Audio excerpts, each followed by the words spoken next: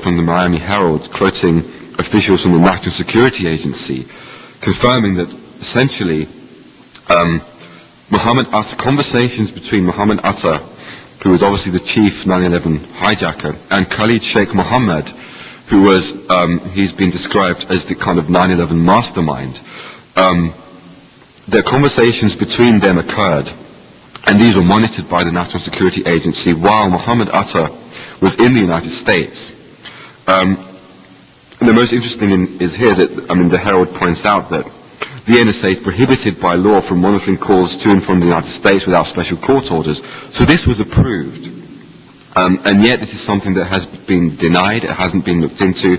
And the worrying thing, I have a report from the London Independent, officials say that Mr. Mohammed, Khalid Sheikh Mohammed, who was in Pakistan at the time, received a telephone call from Muhammad Atta, the hijackers' ringleader, on 10th September. Intelligence officials who monitored and then translated that conversation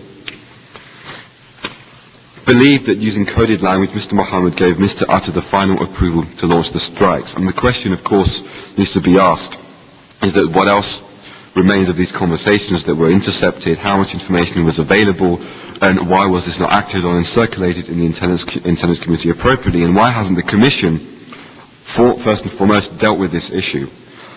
In conclusion, I will summarize this kind of brief presentation. Extremely briefly, like in 2 9/11 seconds. They were clearly not Islamic extremists. It's difficult to see how this fact fits with the conventional assumption that they were devout members of Osama bin Laden's Al-Qaeda. Furthermore, and alternatively, it's difficult to see how, even if they were members of Al-Qaeda, how the conventional depiction of Al-Qaeda as a network of devout militant Islamic extremists can be maintained, given this distinctively un-Islamic conduct. The question then arises, as to who these people were, and alternatively, what was the nature of this apparent Al-Qaeda cell? The official narrative as it stands cannot resolve this problem. It's exacerbated in light of the fact that the majority of the 9/11 hijackers repeatedly entered and re-entered the United States on fraudulent visas, apparently supplied by the US consulate in Jeddah, which reportedly has a CIA connection. Worse still, many of these hijackers, while in the United States, somehow managed to obtain high-level security clearance to train at several US military installations. They had simultaneous connections with the US military while they were connected to Al-Qaeda, and I will leave it at that. This is a fundamental anomaly. It strikes at the core of the official narrative. I don't know what the explanation is, I won't pretend to, but we need to have some kind of investigation to resolve this.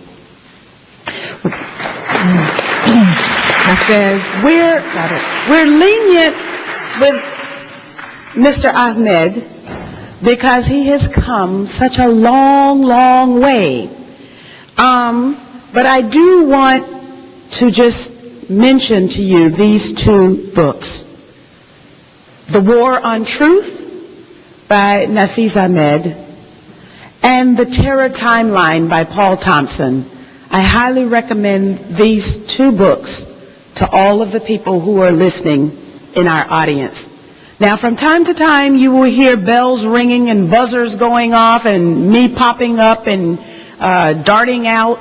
It's because we have votes going on in the Capitol, and I have a limited amount of time in order to get over there. So I will be going in and out, as I'm about to do now, because they just called a vote. But this will go on, and we will get back on schedule. Yes. Thank you. Thank you, Representative McKinney. As Representative McKinney said, we will get back on schedule after lunch, but in the interest of time, we're going to combine the next 2 panels. So I'd like to, at this point, invite John Newman and Marilyn Rosenthal to join us at the panelist table. And John Judge, who is a veritable wealth of information, we're going to invite him to integrate his comments into the question and answer period. So if you all panelists can stay put, and we'll invite the other 2 panelists to join you. We'd like to get an initial statement from each of you, and then we'll go to the question and answer period for all of our panelists. So we can begin with John Newman. John Newman, bear with me. spent 21 years in Army intelligence and served as assistant to the director of the National Security Agency. He also served as an attaché in China. He is a history professor at the University of Maryland and has been teaching courses in counterterrorism for 10 years. Newman has written and published widely and is working on a manuscript about the events leading up to 9/11. John?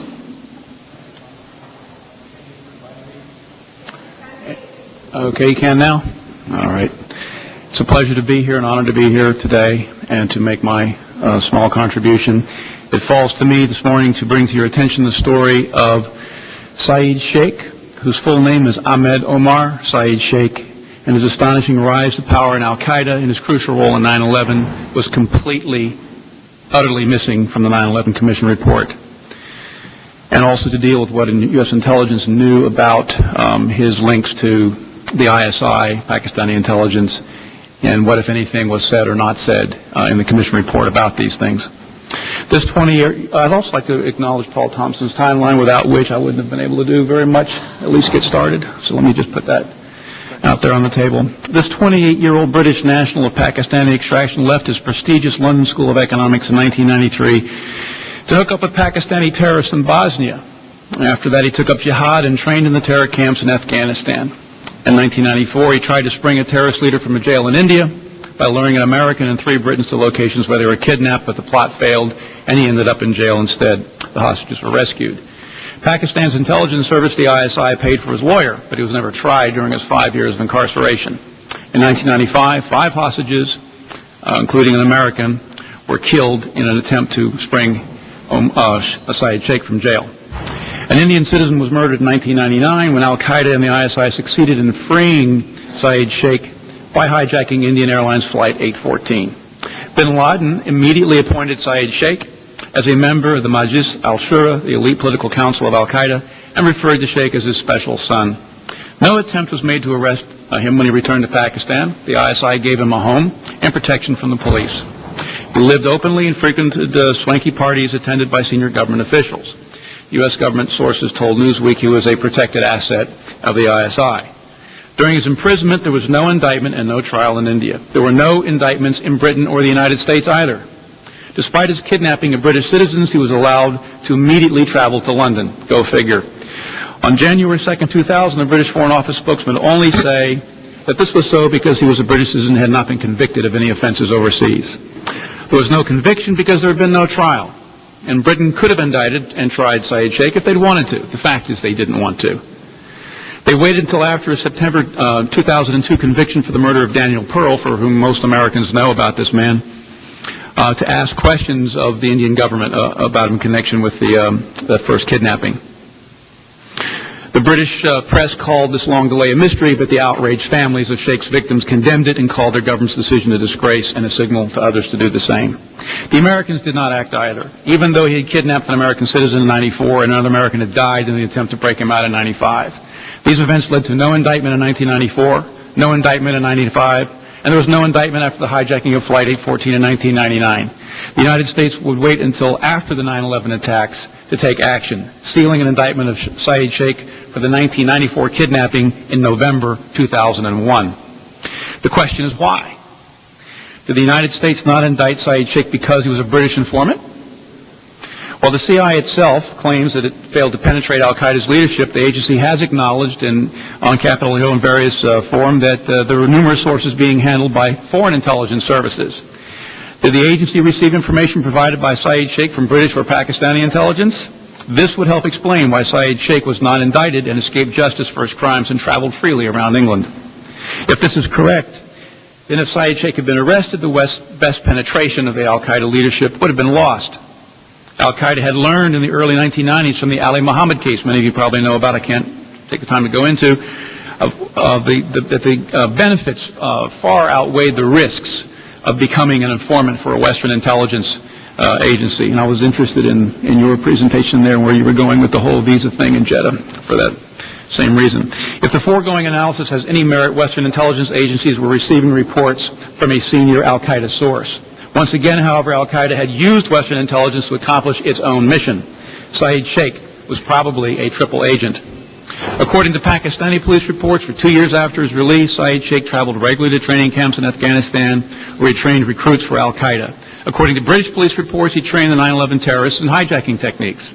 Saeed Sheikh turned al-Qaeda, well, by the way, he reported directly to Abu Zubaydah, al-Qaeda's chief of external operations. He turned al-Qaeda into the more capable and operationally secure organization that it was on the morning of 9/11. Saeed Sheikh, the man about whom the commission report utters not one word, overhauled al-Qaeda's logistics, communications, and financial networks and was given responsibilities in international liaisons, such as relations with the Hezbollah or the Sudanese National Islamic Front. To facilitate financial and communications needs, he designed a new secure encrypted web-based communication system for al-Qaeda. There was talk he would one day succeed bin Laden. Over and above all these responsibilities, Saeed Sheikh had another extremely sensitive job for al-Qaeda. He was the group's principal liaison with the ISI, working with various and current former officers of Pakistani intelligence, including Lieutenant General Muhammad Aziz Khan, who after Pervez Musharraf himself was the most powerful army commander in Pakistan. Saeed Sheikh played a vital role in the 9/11 plot by financing the hijackers. For his trouble, he received the same personal budget as the two other key coordinators, Khalid Sheikh Mohammed and Ramzi bin al-Shib. As the 9/11 attacks neared, the ISI chief, General Ahmed, became more deeply mired in the plot, apparently to secure new sources of funds for the airline tickets needed for the reconnaissance flights and the flights on the date of the attack. In early August, Saeed's former prison mates kidnapped a wealthy shoe tycoon in India and held him for 15 days. The chief gangster, Mr. Ansari, ran the kidnapping operation right from Dubai, United Arab Emirates, right where Saeed Sheikh was carrying out his 9/11 paymaster duties.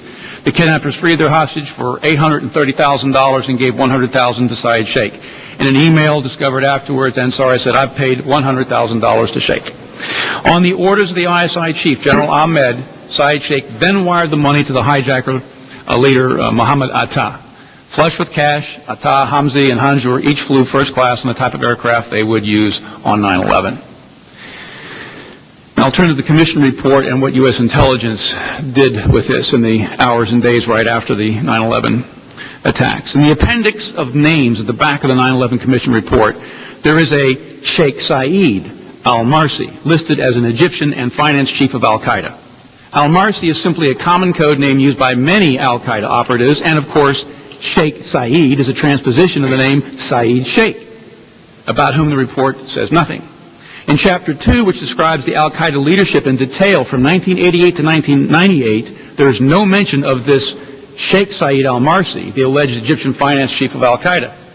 Chapters 5 and 6 pick up the history of al-Qaeda again, as plans were honed for a major attack on the U.S. mainland, but despite the many, many names mentioned and discussed, nowhere was this reputed finance chief Sheikh Saeed mentioned. Besides the entry in the index of names, this Sheikh Saeed is mentioned only one time in the 9/11 final report.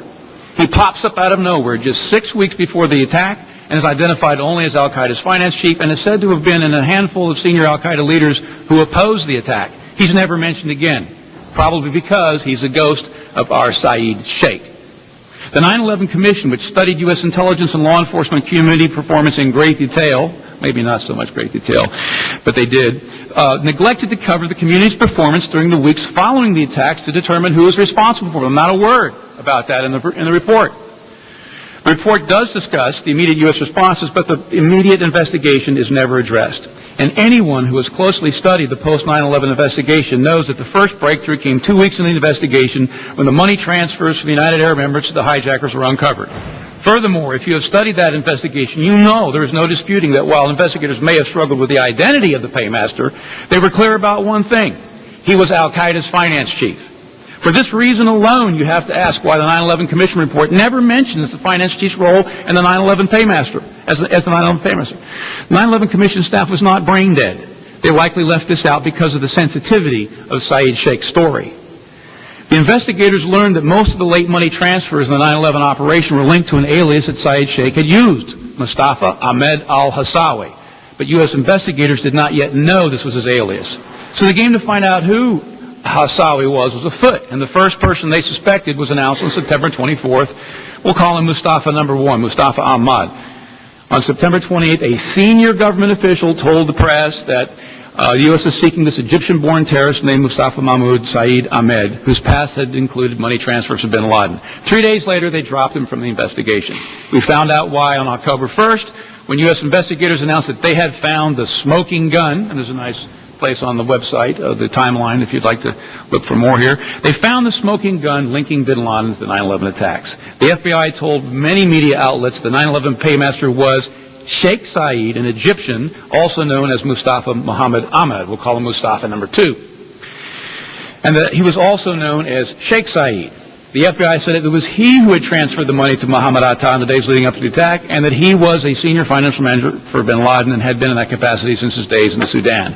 This is exactly what the United States needed to make an ironclad case proving bin Laden's guilt. So they were very pleased with themselves, and they announced that they had found the smoking gun linking bin Laden to the attacks. They had indeed found the smoking gun, but had no idea of the bombshell they would uncover 1 week later. Then Mustafa Muhammad Ahmad, like Mustafa Mahmoud Saeed Ahmed before him, were dropped as the Dubai paymaster, and the 9/11 Commission does not mention either of those names in the extensive list of those connected to the plot. At the end of the first week of October, an FBI team investigating the 9/11 attacks made a startling breakthrough. The first details emerged in CNN's coverage. The investigation now identified Mustafa Ahmed al-Hassawi as our Saeed Sheikh, the man released from prison in India less than 2 years ago after hijackers of an Indian Airlines flight demanded his freedom. The sources for this CNN story were said to be senior-level U.S. government sources and U.S. investigators. 2 days later, on October 8th, CNN followed up the story reporting, quote, Indian and U.S. authorities now see a link between the 1999 Indian Airlines Flight H-14 hijacking and the September 11th attacks in the United States. Freed was Ahmed Umar Saeed Sheikh, whom authorities say used the pseudonym to wire $100,000 to suspected hijacker Muhammad Atta, and who then distributed the money in the United States. But there was more. An FBI team working with cell phone numbers provided by Indian intelligence, uncovered a new smoking gun. They learned that the chief of the ISI, Mahmoud Ahmed, had ordered Saeed Sheikh to send $100,000 of the kidnapping ransom to Muhammad Atta a month before the 9/11 attack. This ugly detail emerged when the FBI team ran traces on Saeed Sheikh's cell phone number. Beginning in July, the ISI chief's number was among the regular people that Saeed Sheikh communicated. On October 7th, President Musharraf sacked Ahmed for this nefarious act. This story was widely covered in the press around the world, not covered here in the United States. One piece was added on October 9th that Musharraf had done this at the behest of the U.S. authorities, which asked for his removal after they confirmed the role of the money transfer to Atta. This bombshell could not have come at a worse time. Washington and London were preparing to invade Afghanistan while securing Pakistan as an ally. It's hard to imagine a revelation more damaging than the fact that Pakistan's intelligence service and most powerful army commanders were behind the 9/11 attack and the paymaster, a known terrorist who had been able to carry out his mission because the U.S. and U.K. had set aside justice for his crimes. More than the ISI chief had been involved in Pakistan. The investigation established that there were other generals, Aziz Khan and others, and I'm going to skip over that because I'm out of time. It's now clear that these Islamist generals who had installed Musharraf in the 1999 coup were behind Saeed Sheikh. Musharraf fired them all the same day, October 7th, the day after Saeed Sheikh's links to them were discovered. That a sovereign government and supposed ally was so directly involved in the 9/11 atrocity must have stunned and deeply embarrassed the American administration.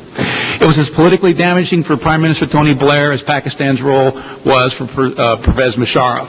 The stakes in Pakistan were very high, as U.S. General Anthony Zinni explained to CBS 60 Minutes. Musharraf may be America's last hope in Pakistan, and if he fails, the fundamentalists would get hold of the Islamic bomb.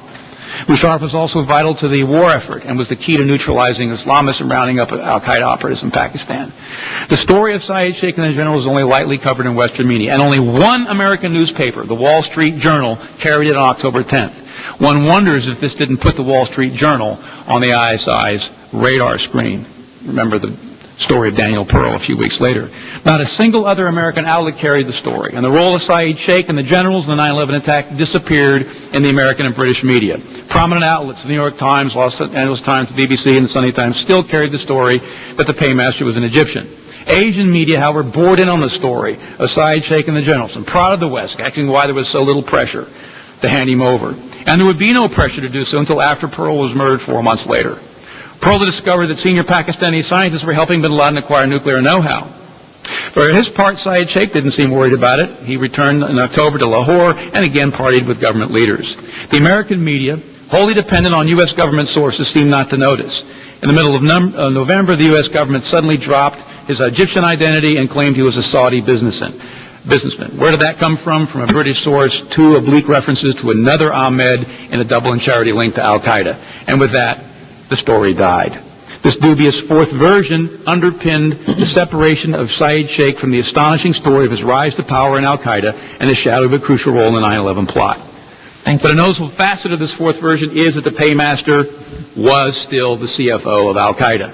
The 9/11 Commission report, which carries Mustafa al-Hassawi as the paymaster and Sheikh Saeed as the al-Qaeda CFO, has dodged the issue and does not say if the two are the same or not. Thus, technically, even if the Commission staff knew the truth, they have not told a bald lie. John? By not addressing the issue, however, the Commission leaves the impression that both men are real, which helps to perpetuate the suppression of Saeed Sheikh's story. Saeed Sheikh from 9/11 and al-Qaeda, U.S. authorities had no intention of letting him get off scot-free. In mid-November, at the very moment he went from prominence to obscurity, the United States finally but secretly indicted Saeed Sheikh for the 1994 kidnapping of American India. The indictment will only be revealed in late February 2002. Excuse me, John. We're going to have to ask you to wrap up very briefly. 3 sentences to go. Okay, thank you. One might be, the indictment would, the administration, then an administration official speaking in terms of anonymity told Agence France Presse that the Justice Department had pressed the National Security Council to have Saeed Sheikh extradited. One might be justified in asking the question, why would the National Security Council have to be pressed to extradite a murderer of U.S. citizens? By late February, the issue was moot. Pearl was murdered, and Musharraf swore he would personally hang him before turning him over to the Americans, unlike Khalid Sheikh Mohammed and Ramzi bin al-Shib, whom he did turn over. But, of course, they had not been Western penetrations of al-Qaeda. So we've learned through the Congresswoman McKinney's office that there was a classified briefing about Saeed Sheikh.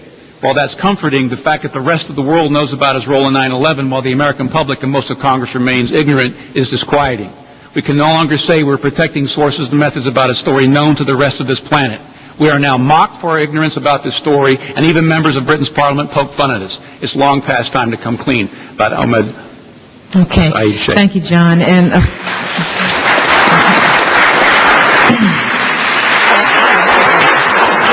hopefully you have the complete statement available for the representative staff so that can be distributed. John, you have the complete statement available for the... Yes, I do with the... Okay. All right. So if there's things that you had to leave out, it will be made available. Also want to announce that there's going to be a DVD testimony on tape by William Pepper, the author and English barrister and an American lawyer with specialized training in international law and international human rights on this same topic. He convened a seminar on international human rights at Oxford University. That DVD will be aired right here in this room during the lunch break for those who are interested in seeing it. Our next speaker is Marilyn Rosenthal. She is the mother of Josh Rosenthal, who was killed in the attack on the South Tower of the World Trade Center on September 11. She's currently editing her book, 9/11, Searching for My Son and His Killers. Since her son's death, she has become an expert on warnings about and proceedings the 9/11 attack. She is Professor Emerita, medical sociologist, and adjunct professor in the Department of Internal Medicine at the University of Michigan Medical School. She's also an associate director of the UM Medical School's program in Society and Medicine. Welcome, Ms. Rosenthal. Thank you very much. Thank you. I appreciate the opportunity to share some of my research. After my son was killed and we somewhat recovered from the trauma and the shock, my first reaction as a social scientist was to find out as much as I could from as reliable sources as I could. And one of the subjects I was interested in, along with many other members of victims' families, is what information the White House could have had available to it before 9/11. So I'd like to summarize my findings here by telling you a little bit about the 10 different sources of information the White House could have had access to, that the President could have had on his desk in helping understand what was going on in the world. There are 15 United States government intelligence agencies. We've heard a lot about the CIA and the FBI, but there's many more than that, and I want to talk about one of them after I go through the list. We also have documented the information that the White House and various intelligence agencies received from foreign intelligence agencies in a period of time leading up to 9/11. In addition to that, there are the public declarations from Osama bin Laden. There were the transition briefings from the Clinton administration officials. There was information from America's foremost terrorism experts, George Tenet and Richard Clark. There was information that came through the FAA, the Federal Aviation Administration. There were unusual activities in the financial markets, and there were thousands of threat warnings in the summer of 2001. Here's a list of the various intelligence, the 15 intelligence agencies that we pay our tax monies for. We're going to just quickly go through that. And I'd like to just say a few words about the National Security Agency, during this, which monitors electronic messages and telephone calls. During the summer of 2001, the National Security Agency reported at least, that's supposed to be in red there. Mike, we're moving forward. Okay, the NSA reported at least 33 communications that they had intercepted and translated, indicating a possible imminent terrorist attack in 2001. I am wondering if those 33 included the following two. Okay, on August 20th, 2001, Mohammed Atta sent a coded email message to Ramzi Ben El-Sheib, the handler for the cell here, indicating the approximate time of the attack in 3 weeks and the 4 targets. That was a coded message, and I would presume our coding experts would have been able to figure out what that said. But a little easier to figure out was a telephone message from Atta to Ramzi on August 29th, 2001, indicating the date of the attack. And the code in that was so simple that my 12-year-old granddaughter could figure it out immediately, and it was 11/9. And that's a European way of writing a date, 9/11. That information is from a book called Masterminds of Terror, which was written by 2 British journalists and is based on interviews with Ramzi and Khalid Sheikh Mohammed before they were captured in Pakistan. In addition, we can look very quickly at the foreign sources of intelligence concerning imminent attacks. All my material, by the way, is from the public sector, and any of you with persistence can find all this. In the late summer of 2001, there were specific messages from Britain, Egypt, Israel, Jordan, the governments or intelligence agencies or heads of governments, and interestingly enough, from a secret Taliban emissary from Afghanistan. I don't know what to make of that. And warning of an imminent attack. There was additional intelligence information in the decade before, and particularly the year before, from all of those intelligence agencies. Then when we turn to government reports, some of which have been mentioned here, there were 8 government reports between 1994 and the last one in 2001.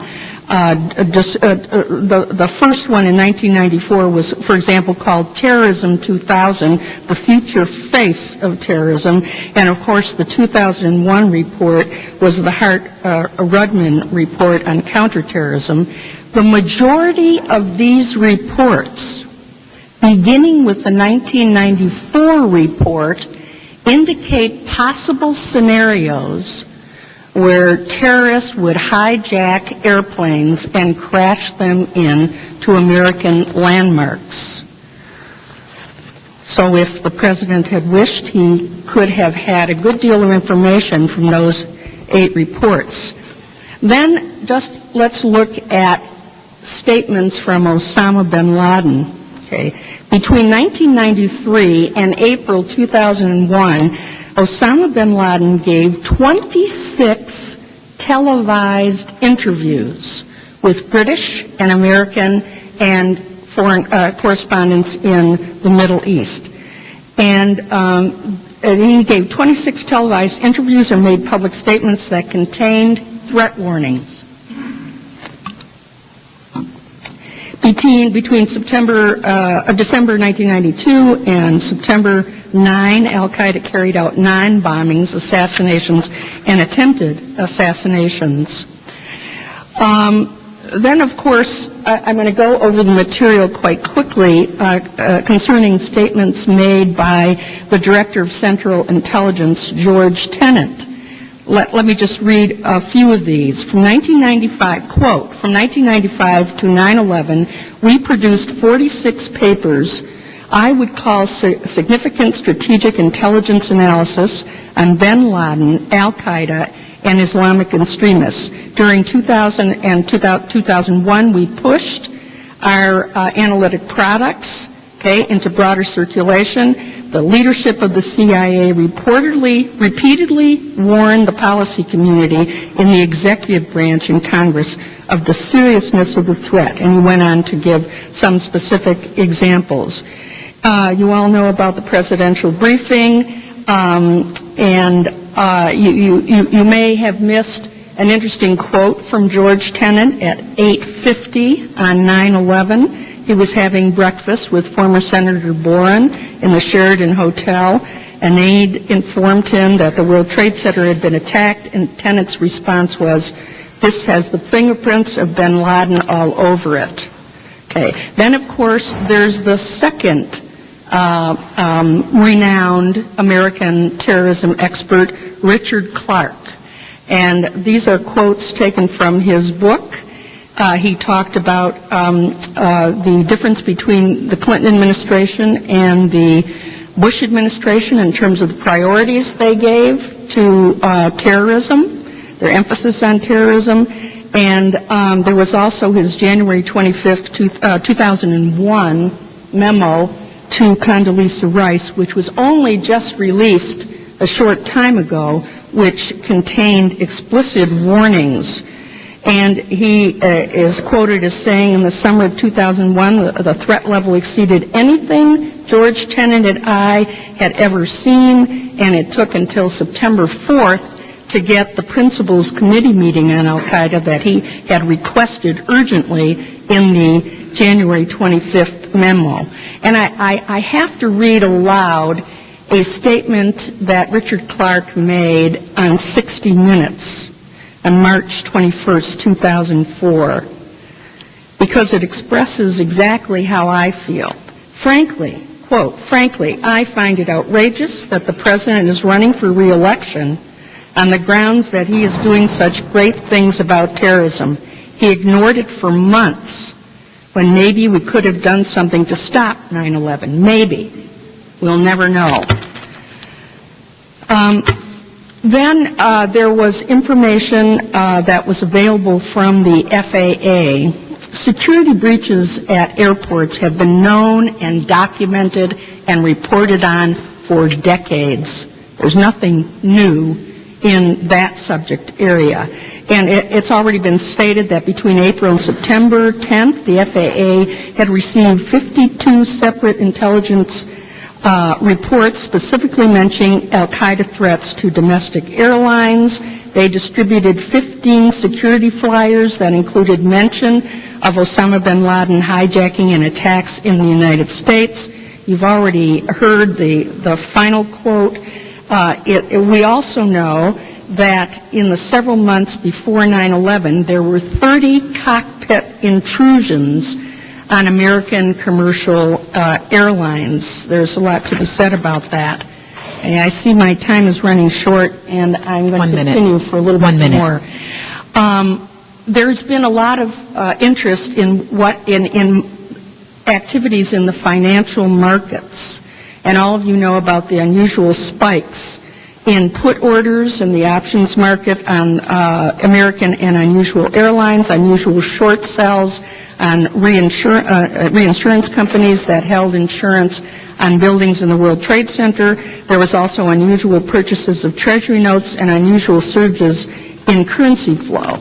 Now, one of the staff reports, which was published sometime after the 9/11 Commission report, did go into great detail on the SEC investigation of activities in the financial markets. And the research is impressive and persuasive in terms of the activity that went on in the American market. And the evidence persuades me that it was not related to Al-Qaeda. But and that was the point that the staff made, that there's no evidence that Al-Qaeda was involved in any of the manipulations in American financial markets. However, there are questions that remain. The SEC examined 9.5 million transactions. That sounds like a lot until you calculate the number of transactions that go on in a week's period of time. So all we know is that they looked at transactions for the weeks before 9/11. So if I checked that out and included the weeks of August through September 9th, and that represents 17.6% of all the transactions. So we have to ask some questions about their methodology. Furthermore, they depended on the word of overseas sources, and they claimed they were unable to check that. They indicate difficulty in investigating offshore and shell companies. Nobody has explained why the president of the German National Bank, speaking publicly a number of times in the week after 9/11, why such a person would suggest insider trading in, quote, airline and insurance stocks and gold and oil futures. The staff reasoned that only Al-Qaeda could have been the source of such insider trading. I think we have to ask some questions about the possibility of other individuals who might have been hidden Al-Qaeda supporters or others with access to this intelligence, particularly from overseas. And, of course, we just have to ask, how are our financial markets actually protected? Ms. Rosenthal, I think that's... Okay, let me just show one more slide. And this is on. We have about one more minute, and then we're going to have to go to the question. Let's go to the categories and overall distributions of the threat warnings. Okay. With some graduate students helping me, we collected from what we considered to be responsible sources as many of the threat warnings as we could find on the web, in newspapers, from reliable books. And among the thousands of threat warnings we collected, we found 144 unique threat warnings, because there's a lot of repetition of these, and we were able to categorize these in a variety of ways. And you can see from the chart what we found. It turns out that 21% of the unique warnings, 21% of the unique warnings were about terrorists hijacking planes and crashing them into buildings and American landmarks.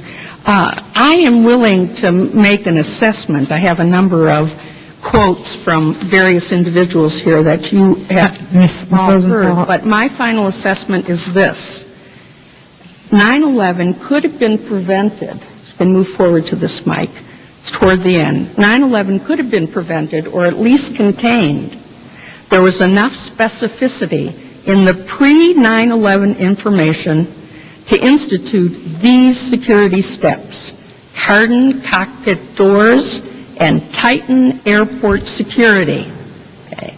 And I thank you very much for Okay. indulging me. All right, thank you very much, and I just want to, yes, indeed. There is indeed so much information and so little time. Unfortunately, the Commission did not air this information, which is why we're holding these briefings today. I want to let everyone know that this session, this briefing is online streaming as we speak. Also, a DVD will be available of this briefing later, and an online posting will be available later at www.house.gov/McKinney. We're going to